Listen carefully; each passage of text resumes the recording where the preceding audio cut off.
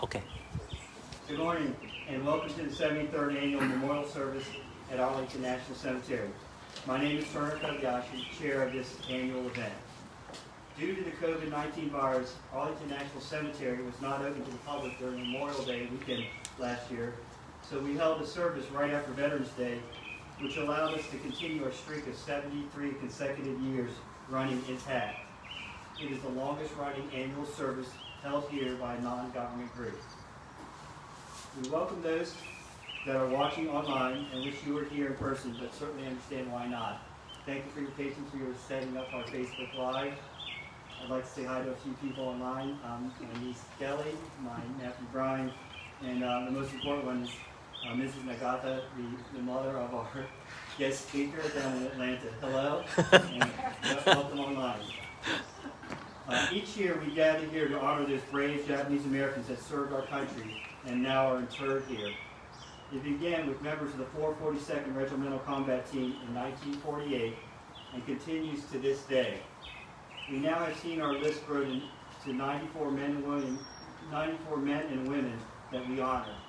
In 2020, we have added, in Section 60, U.S. Navy Captain Norio Bruce Endo, a Vietnam veteran of 2 tours. He was one of the first Japanese American pilots to reach the rank of captain in 1978. A graduate of Johns Hopkins University, he co-founded the Japanese Lacrosse Association. In Columbarium 9, U.S. Army Sergeant Kei Megumi Sato, U.S. Army Headquarters Company, 3rd Battalion, and 442nd Regimental Combat Team. We are very fortunate to have his daughter, Linda Sato Adams, here today.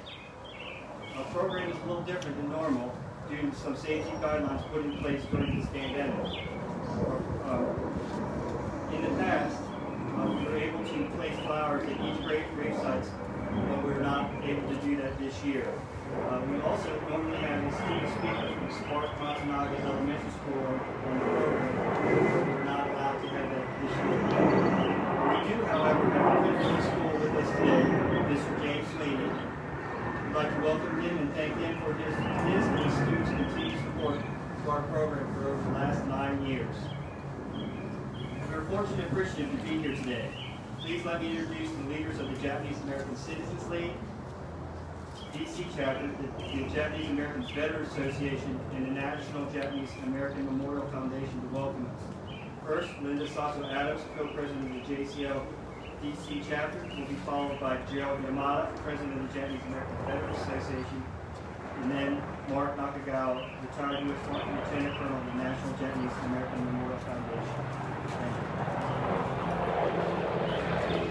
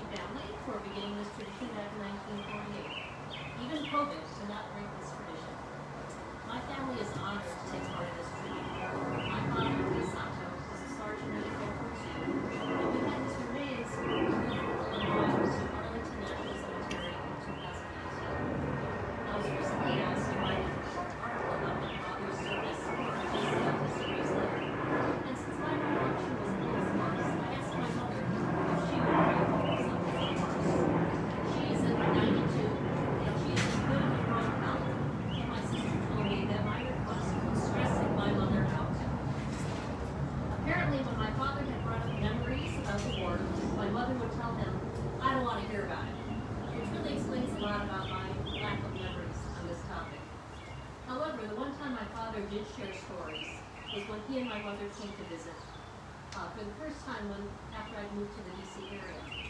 When you think about all the monuments and memorials that are here, the only thing that they wanted to see was an exhibition at the Smithsonian's National Museum of American History. It was called A More Perfect Union, Japanese Americans and the U.S. Constitution. This was for the 200th anniversary of the signing of the Constitution. And this exhibit was about how the Japanese Americans' constitutional rights were violated during World War II when they were put in incarceration camps. One memory my father shared when he was going through this exhibit was a photograph of several soldiers and a minister around a jeep. The story was about how this minister had defied death 3 times, surviving several attacks during the war. And my father goes, oh, you know what? I was supposed to be on that jeep. And that jeep had run over a bomb and killed everybody on that jeep except for that minister. He also shared training at Camp Shelby in Mississippi, and how the Nisays there made sure that every single one of them made it through boot camp. Just for reference, my father was about 5'4", and my uncle, who also served in the World War II, was about 4'10". And one of the things that he said was that when somebody began to lag behind, one soldier would take that person's gear, another person would take the right, and 2 more men would come alongside that soldier and help him run until he was able to catch his breath. In one of his display cases at this exhibit was an East Bay soldier's boot, and I believe it was a size 5 triple M. He also talked about the Buddha heads and the batons.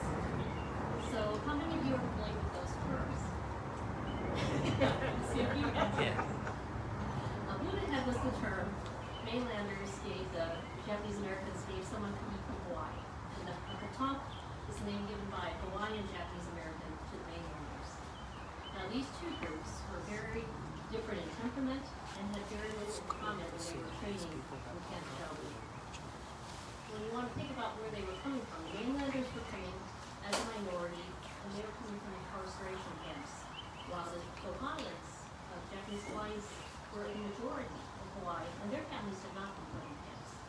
So while there might have been some friction between these 2 groups, as well as name calling, my parents attended many of the World War II reunions, and I can tell you that the camaraderie and the love between the Buddhists and the Catholics was very deep in life. And for those of you who ask, where does the word baton come from? My mother said that in Hawaii, if you picked up a hollow coconut and you hit it against a tree, it made the noise baton.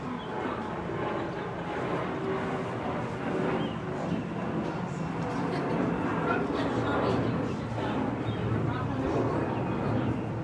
Their first orders were to find and remove all the landmines that were on that beach where they landed. They talked about taking the point in some of their forays, and because of the landmines, one person would have to take the lead or the point, and everybody behind him would walk exactly into those same footprints. Sadly, one of his lieutenants far behind him missed that step, and he lost a leg.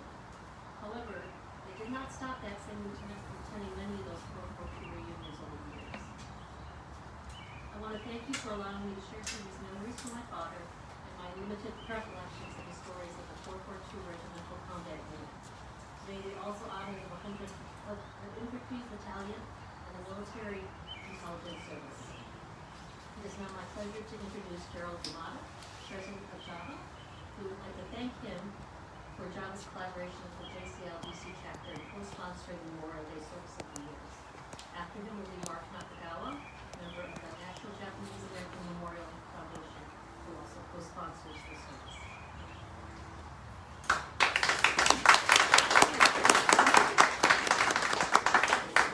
Thank you, Linda.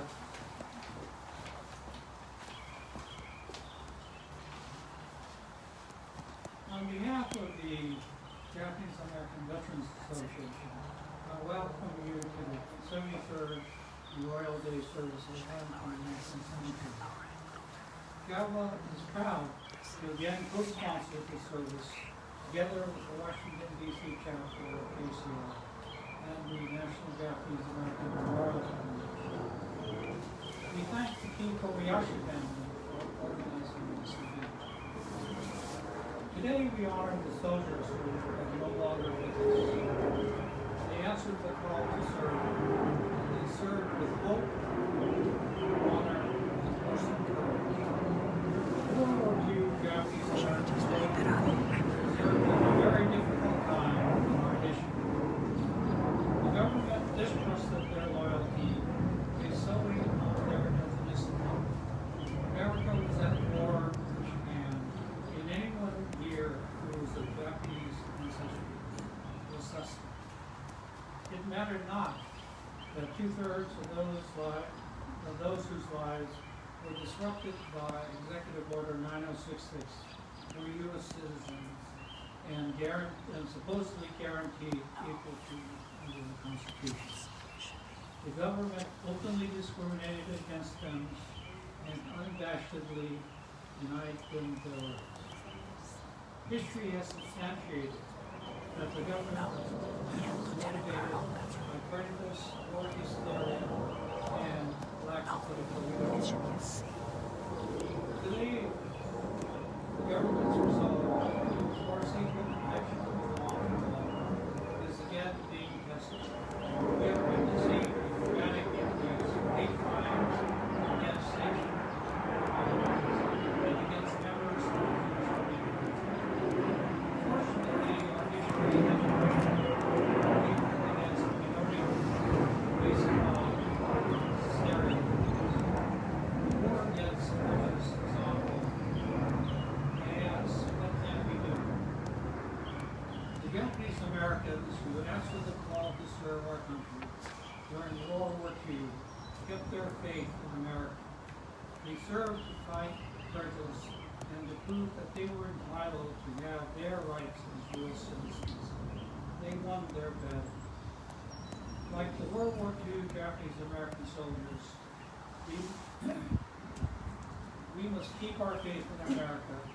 We must follow their example and do what we can to ensure that the government provides equal protection to all Americans. We must join together in our resolve to end prejudice by raising our voices whenever we are aware of unequal treatment. In closing, let us honor with our deepest respect all the fallen soldiers who died fighting to preserve our freedoms. And to all who have served and are serving, we simply say, thank you for your service. God bless you. Thank you.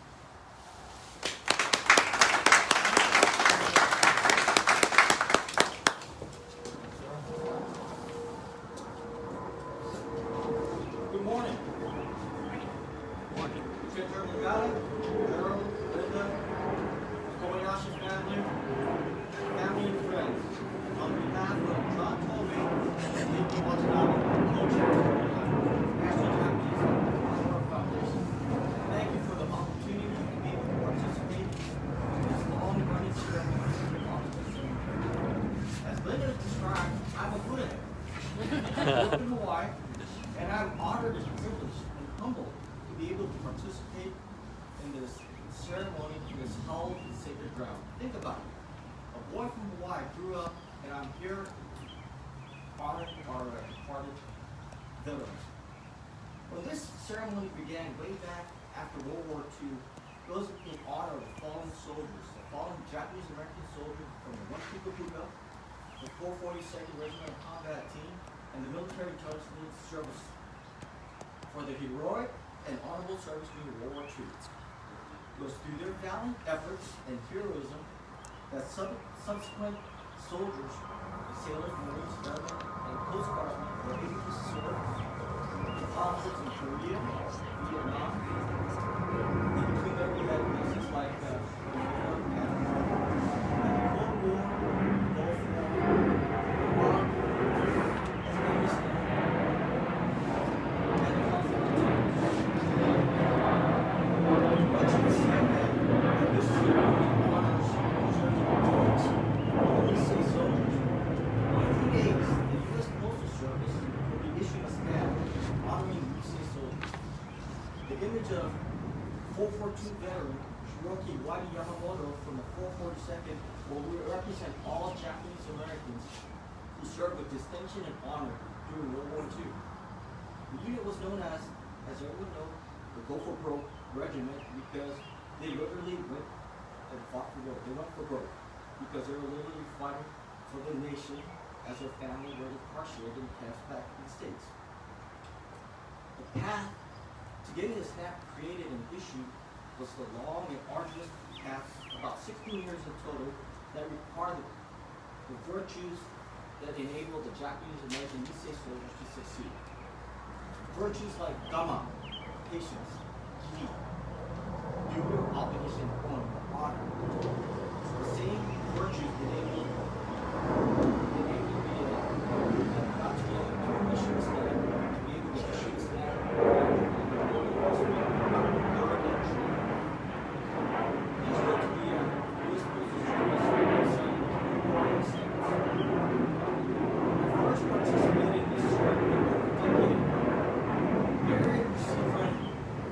Back there, area 60, was sparsely occupied by fallen soldiers, Marines, sailors, airmen, and Coast Guardsmen, and civilians from the current conflict. As you can see, that area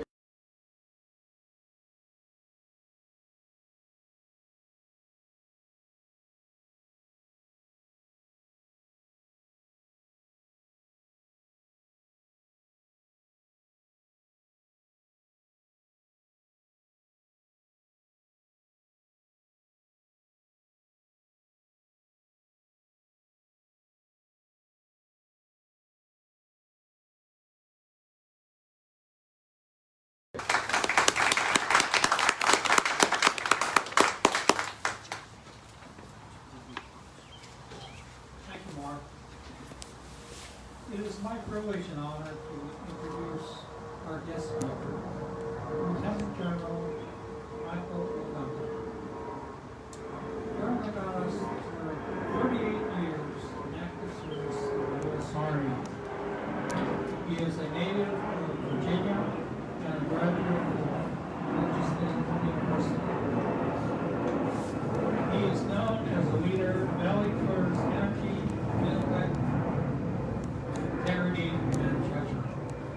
He has extensive experience with the U.S. intelligence community in Washington, D.C., special operations, and counterintelligence. His final position before retirement was Director of Strategy for counterintelligence for the National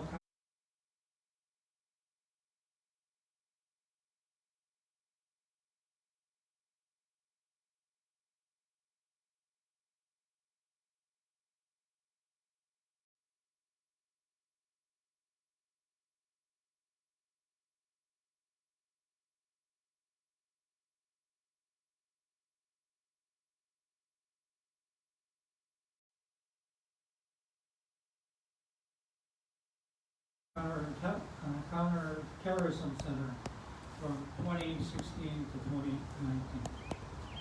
In January 2020, Gallo awarded him with his highest award, the Courage, Honor, and Patriotism Award for his leadership and service.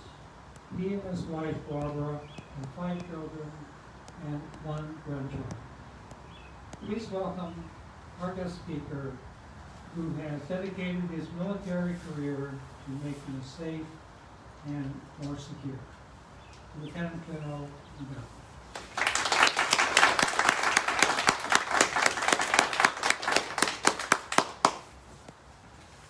All right, well, good morning, everyone, both here and online. We obviously have some competing acoustics here, so I'll try to speak up. Obviously, and quite appropriately, I want to begin by expressing my gratitude to the Japanese American Citizens League, the Japanese American Veterans Association, and the National Japanese American Memorial Foundation for giving me this opportunity to make a small contribution to this important Memorial Day observance, particularly on such hallowed ground as Arlington National Cemetery. It's a real privilege to address all of you today as we recognize the significance of Memorial Day, and at the same time, having had the chance to celebrate Asian American and Pacific Islander Heritage Month across the United States. As a career military member who also happens to be of Japanese ancestry, that convergence is both remarkable and poignant in ways that I will try to describe for this audience, and many thousands more who are finding other venues to reflect on all that has come before us and are recognizing and remembering this month. As we all learn in school, the origins of Memorial Day trace back to the American Civil War in the late 1800s.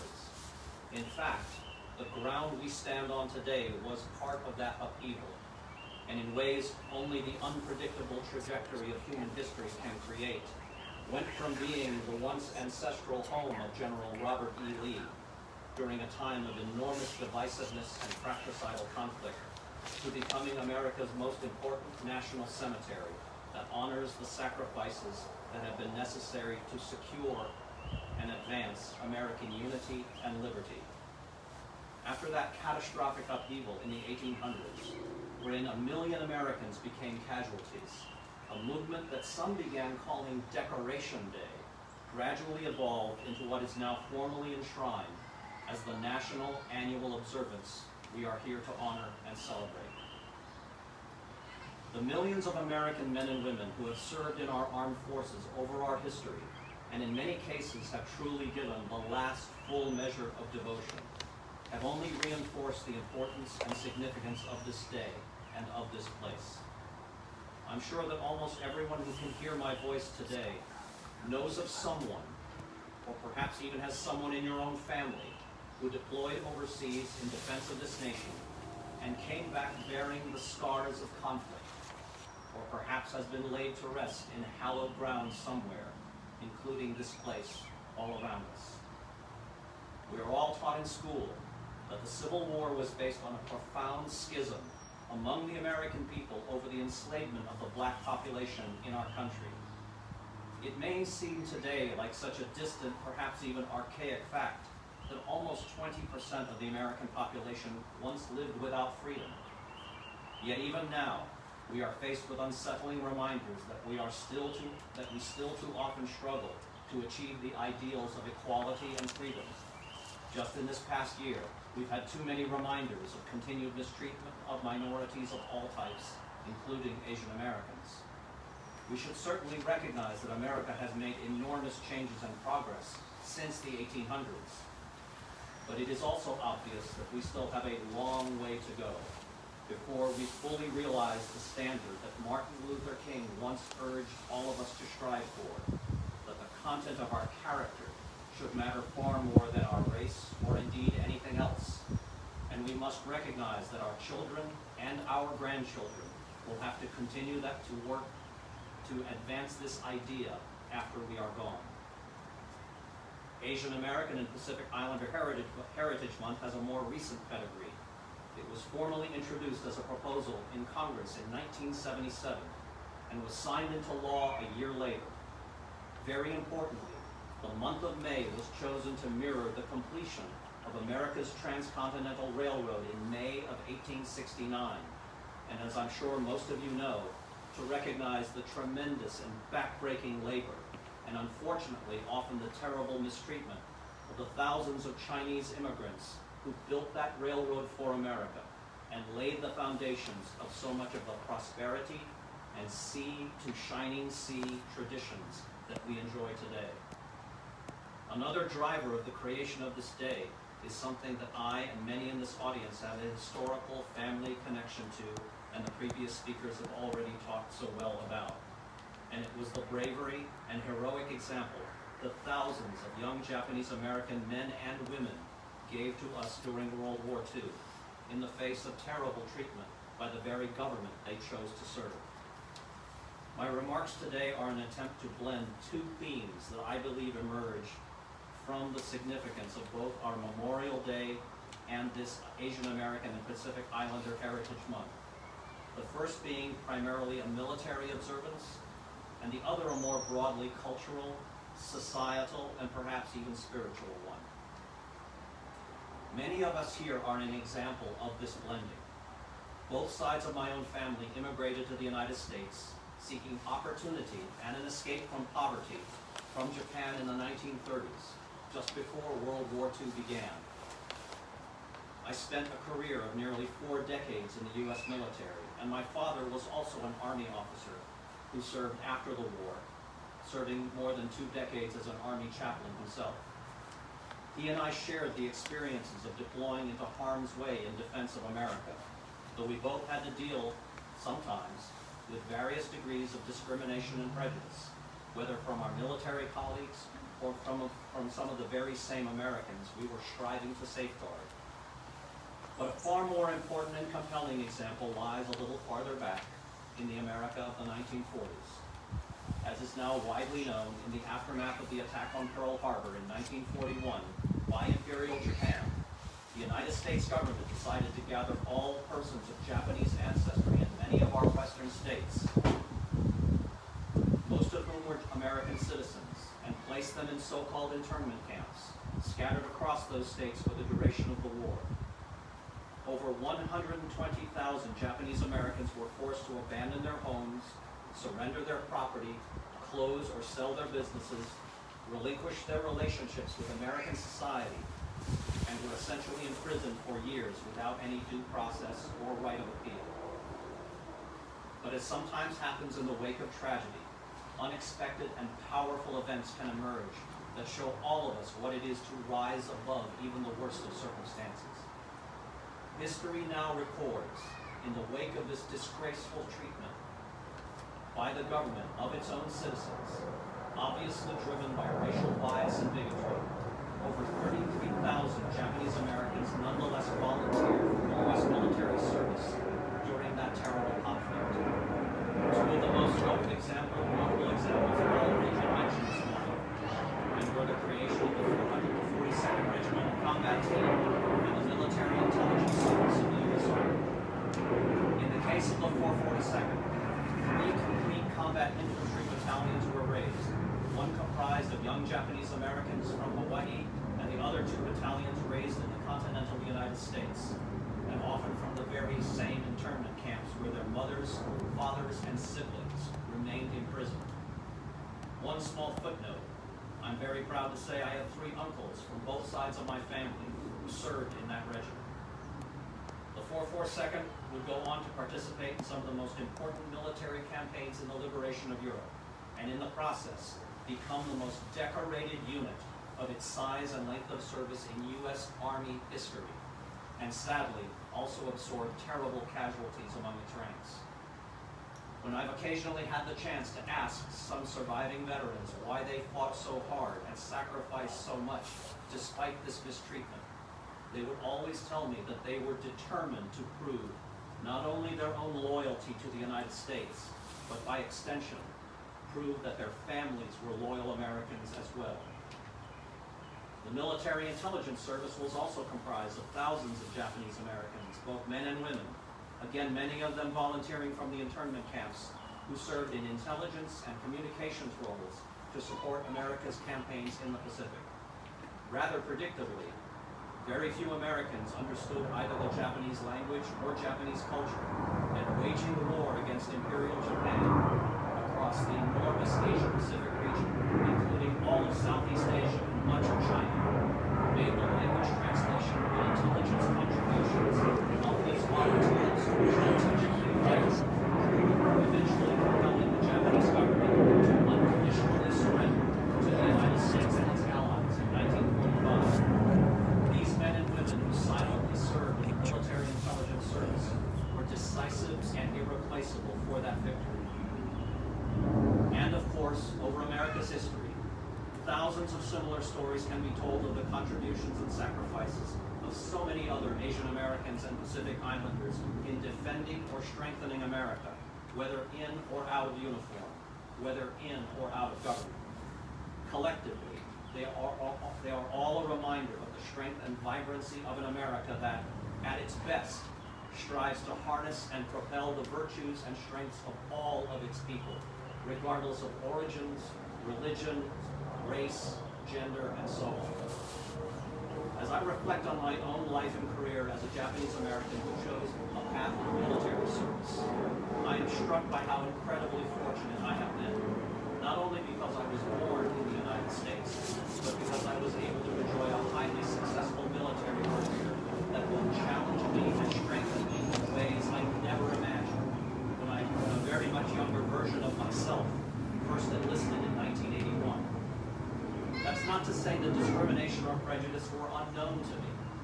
It's important to recall that in the post-Vietnam era, when I joined the Army, race relations within the U.S. military were very bad and often violent, particularly between black and white soldiers. I have very vivid memories of being warned the very first time a very young Second Lieutenant Nagata pulled the night duty called Staff Duty Officer in my infantry battalion in Korea about the possibility of a violent melee breaking out in any of the barracks that I had to monitor until the morning. Nothing even remotely like that exists today, 4 decades later. And one need look no farther than the fact we today have a black Air Force Chief of Staff and a black Secretary of Defense to see how much things have improved. But that also should not mean we can afford to rest on our laurels. Among the many things we will have cause to regret during the past year of historic pandemic, we must also regret and deal with the mistreatment of minorities that we saw all too vividly. There were also my own experiences with bigotry and discrimination as I rose through the ranks of the military. These are sharp reminders for me that America still has work to do to realize the ideal expressed in our own Declaration of Independence, that all of us are created equal. I did not always react as effectively as I should have, occasionally lapsing into either self-pity or fruitless anger. When I was at my best, I instead chose to use these unhappy experiences as a motivation to just be better. All these years later, after one of those unhappy experiences, I can remember a small voice in my head saying, okay, then I'm just going to prove that I'm better than these people that are either trying to hold me back or discriminate against me. That was often neither the easy nor the safe path to take, but I guess I was either too stubborn or perhaps just too young to see how difficult and risky that kind of reaction could be. But in the end, I somehow managed to retire after 38 successful years in uniform as a lieutenant general and as the most senior Asian American to serve in U.S. Special Operations Forces. So I guess I didn't do too bad. So here we are, seeking to celebrate these two important observances, we also begin digging our way out of the dark COVID tunnel we've been in and weighed down by the controversies, outrages, and scandals of the past year. We sometimes are inundated by pronouncements and reporting that all seem to be trying to remind us of how angry, how sad, how regretful, or how frustrated we should be. It's so easy to focus on what brings us down or what divides us, and it is all too often the path of least resistance these days. Yet my own experiences that I've tried to share with you today caused me to choose a different path, and I commend this path to all of you. It is the path that combines recognizing how far we have progressed despite all of our remaining flaws and failures. It is the path that accepts the risk of trying to be better, which also requires the courage of attempting solutions that might fail, but by learning from failure, as humans always have, we will learn to make future progress. And it is the path that allows us the opportunity and encourages our ability to occasionally lay down our burdens and toils for a brief time, to look back and both remember and honor those who came before us, those millions of our citizens who offered up their very lives and fortunes for defending America and what it has tried to stand for since the American Revolution. And among and alongside those veterans, the millions of Asian Americans and Pacific Islanders who have contributed so much, often against great odds and deep-seated prejudices, toward building a better country and a more generous humanity. Do I follow this path perfectly that I've described for you? Of course not. I have feet of clay just like everyone else, but I remain determined to try it. And I see today's event with you as a way of reminding myself that this is how, even as a retiree, I can still give back to the admittedly imperfect America that nonetheless has truly been the land of opportunity for me and my family. It's been a privilege to speak to all of you on this important occasion, and I pray that fair fortune will smile on each of you and all your loved ones in the months and years ahead. Thank you for listening to me.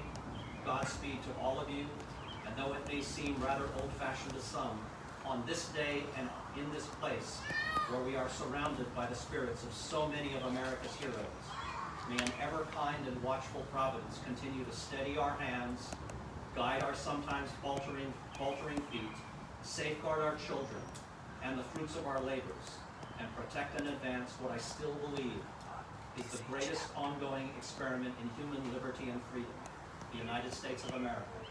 Happy Memorial Day, and thank you.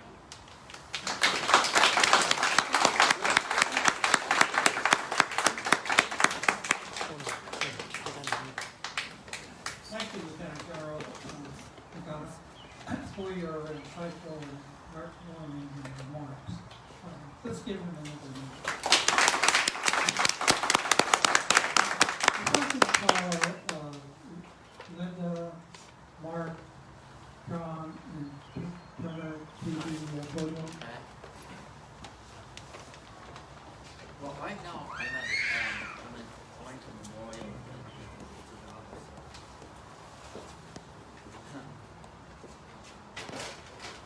Yeah. On behalf of the Kobayashi family, the Japanese American Citizens League, the Japanese American Veterans Association, and the National Japanese American Memorial Foundation, we would like to thank General Nagata for your kindness in speaking with us today, and this is just a little thank you. Thank you. Thank you so much.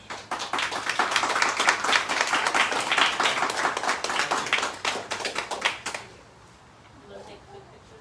Oh, maybe over here.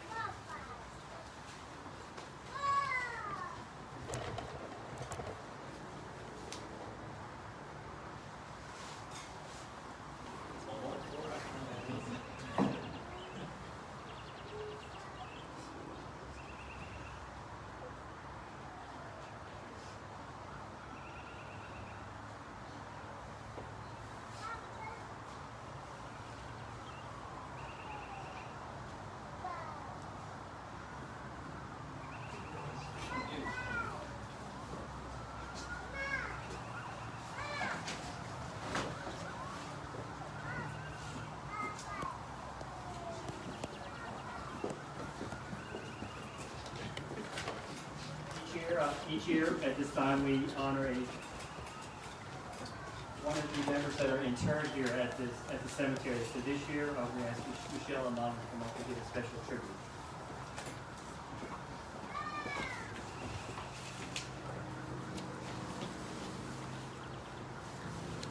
I am honored today to share the story of my great uncle, Private Ben Frank Masso, who is interred here in Arlington National Cemetery in Section 13-4. For as long as I can remember, my family and I would come here to pay honor to him. He was killed in the Vosges Forest after the Lost Battalion rescue. Uncle Ben's story begins by me telling you about the Masoka brothers during World War II. When the government issued the call for volunteers for the 442nd Regimental Combat Team, 5 of the 6 Masoka brothers, without prior coordination between or amongst themselves, all volunteered. The eldest, Joe Grant, who was 34, was encouraged not to volunteer so that he could remain home and care for Mother Masoka. This was also a precaution by the government to ensure that, just like in the movie Saving Private Ryan, the government did not want to take the chance of all 6 Masoka brothers being killed or wounded. As to the fate of the remaining 5, Ben Frank was killed in action, who volunteered from Idaho, where he worked as a field steward. Ike came home 100% disabled from combat war. He was drafted into the Army before the war began. My grandfather, Mike, was slightly wounded. He volunteered while serving as Executive Secretary of the JACF. Henry, the second youngest, served in the paratroopers. He lived in Nebraska, from where he volunteered for the 442nd. The 442nd, he served in the anti-tank. Tad, the youngest, volunteered for Manzanar fraternity. He was wounded in battle and left with a permanent limp. My great-grandmother, Masoka, had to endure having lost 1 son in action, 3 others who were wounded in combat. All 4 received the Purple Heart Medal. Grandpa Mike had the distinction of being the first Nisei to volunteer. When he volunteered, the War Department chided my grandfather and expected him to request to be commissioned. Grandpa said, "No, to the contrary, would not accept it.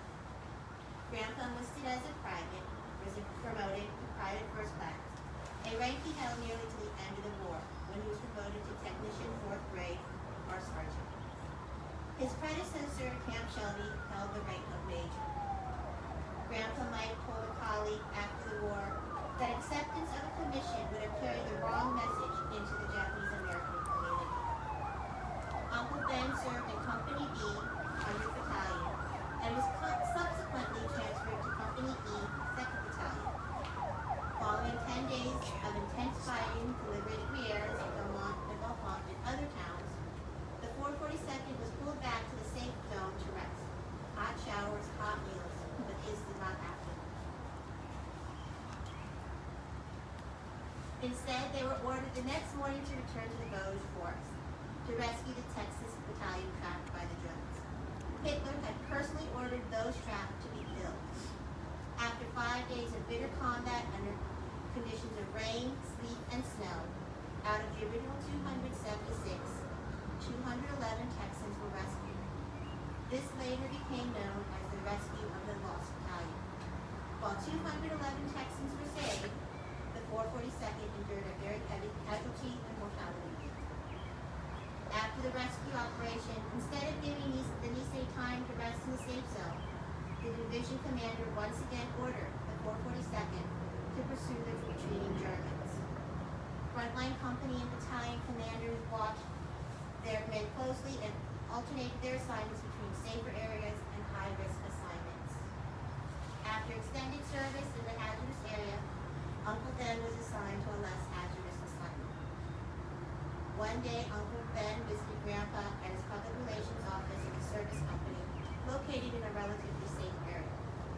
Uncle Ben told Grandpa he was planning to return to the front line. Uncle Ben said to Grandpa, "I just want to let you know." Grandpa asked, "Why are you taking the risk? Why not stay where you are?" Uncle Ben said, "Yeah, the colonel said the same thing. The colonel said I do not have to go, but would not stop me if I wanted to go." Uncle Ben said the boys on the front line were getting hit hard, taking lots of casualties, and he felt he ought to be there. Uncle Ben had made up his mind. He just wanted to tell Grandpa that what he wanted to do. Before Uncle Ben left, he turned to Grandpa and said, "Here, Mike, this is something I made for you." It was a ring. In his spare time, Ben had carved a hole in the center of a 25-cent piece and painstakingly beaten it into a plain silver ring with whatever crude materials or tools were available to him. Later that evening after dark, Uncle Ben had gone out on patrol. The patrol ran into a German ambush. Uncle Ben was apparently shot and his body was never recovered. Grandpa obtained approval to visit the forest area where Uncle Ben fought, and together with the men of Company B, they searched for Uncle Ben. Grandpa had hoped that Uncle Ben was taken prisoner by the Germans. But when Uncle Ben's dog tags were found, Grandpa feared that Uncle Ben was killed and not taken prisoner. A couple of years after that, Grandpa and the family received the Army's report that Ben's grave was found in the Vosges Forest. The sense of comradeship, Uncle Ben's sense of obligation to be with those buddies of his in time of danger, was one of the silent hallmarks of the 442nd Regimental Combat Team's great combat record. Grandpa Mike almost instinctively knew that this exchange of brotherly love was Ben's way of saying goodbye. While a few words were exchanged, this encounter began and keepsake memory of his brother. After my grandfather's passing, I too wore that ring for many years as a remembrance to both Uncle Ben and my grandfather. And even in death, Ben and the Masoka family continued to support our country. Uncle Ben's death benefits were used by my great-grandmother to fund an annual memorial scholarship fund for over a 25-year period. One of the recipients of that scholarship was Cherry Samina, who later became the first executive director of the National Japanese American Memorial Foundation during the planning, construction, and grand opening phases of the memorial in 2008. I, like so many other bravery, heroism, and sacrifice. Even as our families were unjustly incarcerated by the country of their heart, these men still chose to fight, and some giving the ultimate sacrifice to their country.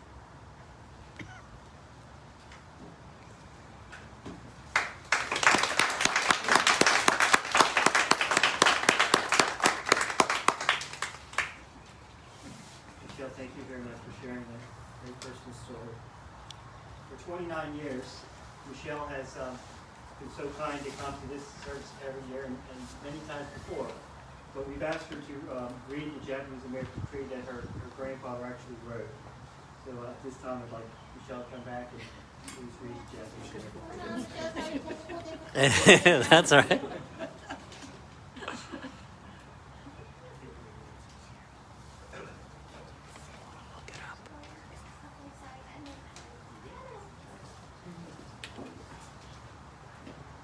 I am proud that I'm an American citizen of Japanese ancestry, for my very background makes me appreciate more fully the wonderful advantages of this nation. It's all right. I believe in her institutions, ideals, and traditions. I glory in her heritage, I boast of her history. I trust in her future. She has granted me liberties and opportunities such as no individual enjoys in this world today. She's given me an education befitting kings. She's entrusted me with the responsibilities of the franchise. She's permitted me to build a home, to earn a livelihood, to worship, think, speak, and act as I please, as a free man equal to every other man. Although some individuals may discriminate against me, I shall never become bitter or lose faith, for I know that such persons are not representative of the majority of the American people. True, I shall do all in my power to discourage such practices, but I shall do it in the American way, above board, in the open, in courts of law, by education, by proving myself to be worthy of equal treatment and consideration. I am firm in my belief that American sportsmanship and attitude of fair play will judge citizenship and patriotism on the basis of action and achievement, and not on the basis of physical characteristics. Because I believe in America, and I trust she believes in me, and because I have received innumerable benefits from her, I pledge myself to do honor to her at all times and in all places, to support her Constitution, to obey her laws, to respect her flag, to defend her against all enemies, foreign or domestic, to actively assume my duties and obligations as a citizen, cheerfully and without any reservations whatsoever, in the hope that I may become a better American and a greater American.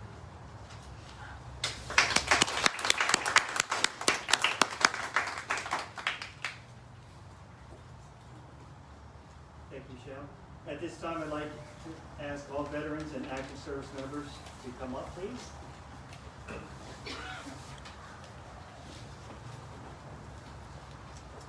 Please come up.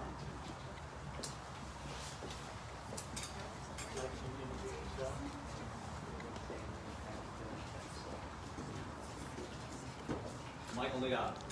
Cynthia Macri, Captain of the Corps of the United States Navy. Mark Knockdown, U.S. Army.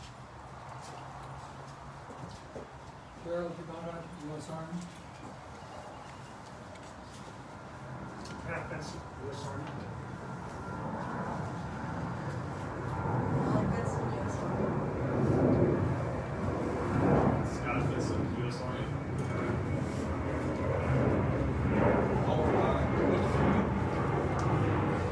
All please stand for playing the taps.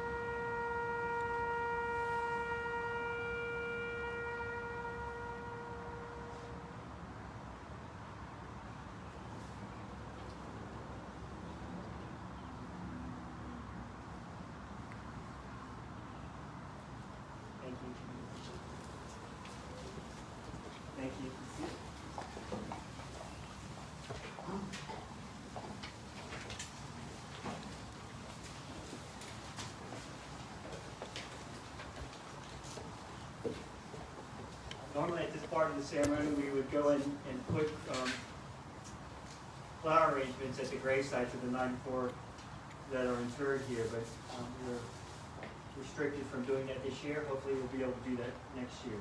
I'd like to thank Alan Woods Floors for this beautiful wreath today. Also, the Arlington National Cemetery support, Mr. Warren McFarland.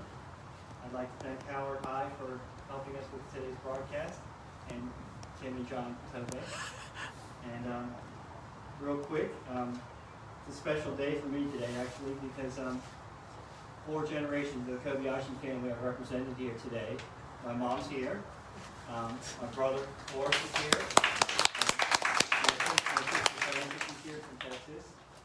My brother Baylor is here with his wife and daughter.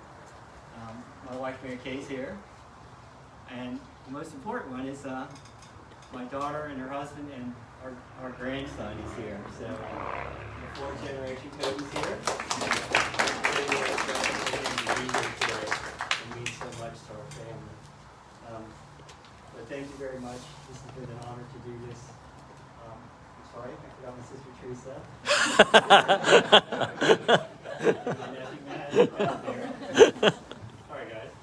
I already said hello to her daughter and son. I'm sorry about that. Also, I have a very special friend here, Shirley Carroll. Her husband was interred here 2 weeks ago. He's in Courtyard 7. She's a wonderful dear friend. He was a tremendous Army veteran, a senior executive service in the Army. I miss him greatly, and it's an honor to have known him, Shirley. So, but with that concludes our formal ceremony. Is there any announcements that anyone would like to make? What?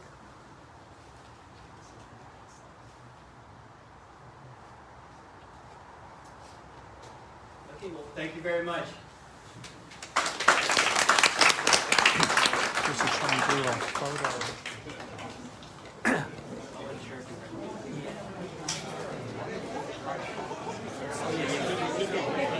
He did, right? Yeah, I was like, so we should try and get all of